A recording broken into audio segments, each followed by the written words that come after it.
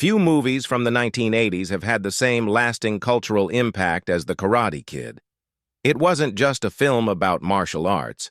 It was a story of discipline, mentorship, and the unlikely bond between a wise teacher and his struggling student. At the heart of that story was Pat Morita, the actor who brought Mr. Miyagi to life with such depth, warmth, and quiet strength that he became a symbol of wisdom for generations.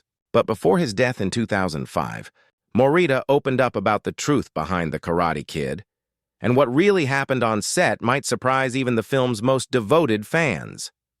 Pat Morita's path to fame was anything but easy. Born in California in 1932 to Japanese immigrants, Morita endured an incredibly difficult childhood. At just 2 years old, he was diagnosed with spinal tuberculosis, a disease that kept him confined to a hospital bed for nearly a decade. "Doctors told my parents I'd never walk," he once recalled. "I spent most of my childhood staring at the ceiling, wondering if I'd ever get out."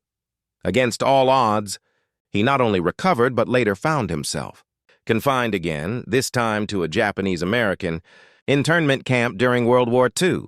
These experiences shaped the man who would later bring so much compassion and depth to Mr. Miyagi.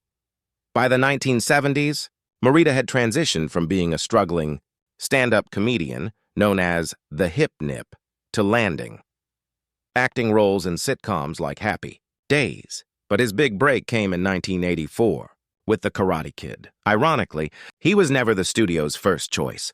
Producers initially wanted a real martial artist to play the role of Mr. Miyagi, fearing that a comedian like Marita couldn't carry such a serious character. Even the film's director, John G. Avildsen, hesitated at first.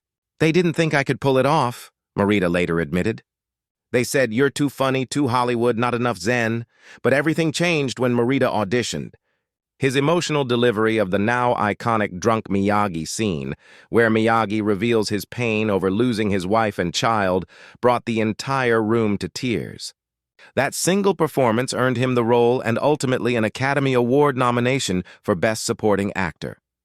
Still, the truth Morita revealed years later was that filming The Karate Kid wasn't as serene as it appeared on screen. The relationship between him and Ralph Macchio, who played Daniel LaRusso, was complicated. "Ralph was young, focused, and sometimes distant," Marita said in an interview. "He respected me, but he didn't really know me. We were close on camera, but off camera, there was a wall between us for a long time." It wasn't until years later, after the film's release, that Macchio and Marita truly bonded. "He became like a second father to me," Macchio has since said. "But at the time, I didn't understand the pain he carried."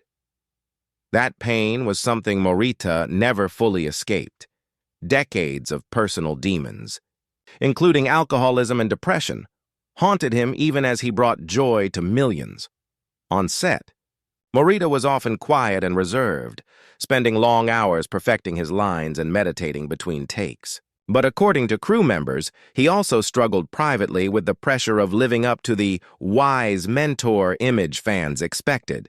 "People thought Mr. Miyagi was who I really was," he once said. "But I wasn't that calm. I was fighting my own battles." There were also tensions behind the scenes about cultural authenticity. Morita, who wasn't a trained martial artist, worked closely with Patty Johnson, the film's fight coordinator and a real karate champion. Some martial artists criticized the movie for using Hollywood-style choreography, but Morita saw the story differently. "It was never about fighting," he said. "It was about balance, in life, in spirit." That's what Miyagi stood for. As The Karate Kid became a global hit, Morita suddenly found himself famous at an age when most actors are slowing down. Yet fame brought little peace. In his later years, he confessed that the success of The Karate Kid was both a blessing and a curse. "Mr. Miyagi gave me everything," he said, "but he also took something away. People stopped seeing me.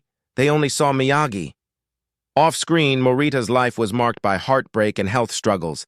His drinking worsened in the 1990s, leading to multiple hospitalizations and strained relationships. Friends say he often felt forgotten by Hollywood, despite being one of the few Asian American actors to break major barriers. "He wanted to be remembered as more than just a character," one close friend said. "He wanted people to know the man behind the wisdom." In one of his final interviews before his death in 2005, Pat Morita reflected on the film that defined him and the legacy he hoped to leave behind. "The truth," he said softly, "is that The Karate Kid wasn't about karate at all.